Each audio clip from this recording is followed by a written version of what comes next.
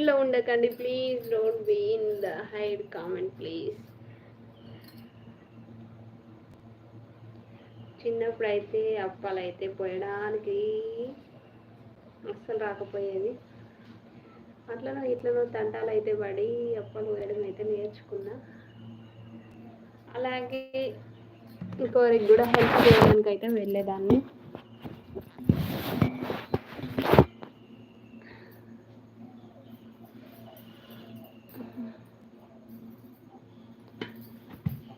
కాస్త పిండి ఉంది, ఈ పిండి కంప్లీట్ అయిపోతే ఇంకా కాలవడమే అప్పాలు అయితే. చూసిరా ఈ పిండి అవుతుంది, ఈ పిండి అయిపోయిందంటే కంప్లీట్ ఇంకా ఉంటుంది.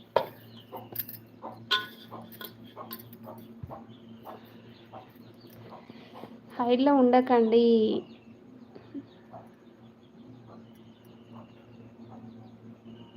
ఫస్ట్ లైక్ ఎవరిదో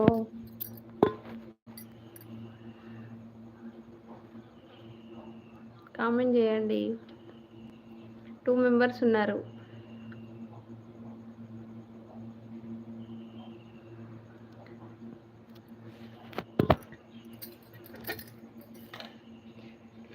హైలో ఉండకండి, కామెంట్ చేయండి. స్క్రీన్పై డబుల్ టచ్ ఇవ్వండి.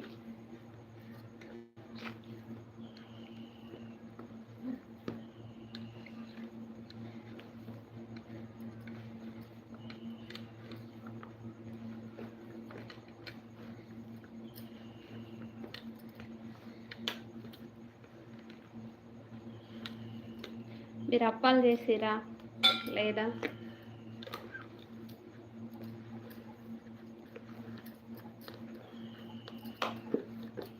పిండి ఎంత బాగా తీసుకుడు పడుతుందో అంత బాగా అయితే అప్పాలు అయితే వస్తాయి. ఏదైనా, ఏ రొట్టె అయినా, మక్క రొట్టె అయినా, వరిపిండి రొట్టె అయినా, గారెలైనా ఈ విధంగా కలుపుకోవాలి.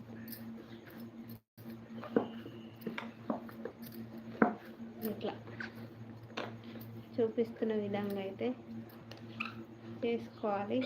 అప్పుడే అప్పాలు అయితే మంచిగా వస్తాయి ఫ్రెండ్స్.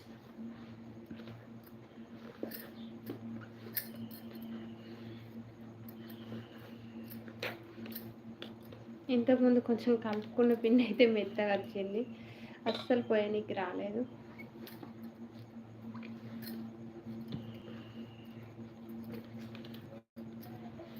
ఏదైనా చేత్తేనే వస్తాయి కదా, చేయకపోతే ఏది రాదు. రాదన్న పని, రాజా పని, ఏదే కానీ చేయాలి. అయితే అటు లేకపోతే ఇటు, అయితే ఖరాబ్ అవుతుంది, లేకపోతే మంచిగా వస్తుంది.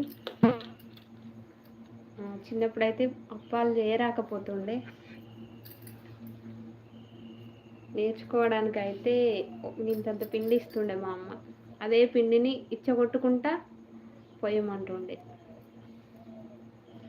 వచ్చేదాకా మాత్రం ఊకోలేదు, అస్సలు ఊకోలేదు మా అమ్మ మాత్రం.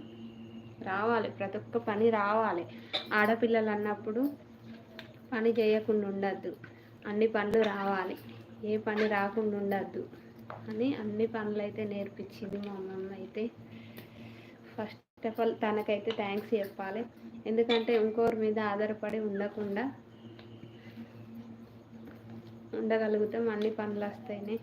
ఈ పని రాలేదనుకో ఇంకొకరి దగ్గరికి హెల్ప్ కోసం అయితే వెళ్ళాల్సి ఉంటుంది. అన్ని పనులు నేర్చుకుంటేనే బాగుంటుంది అని చెప్తుండే. కోపం చేస్తుండే పని రాకపోతే.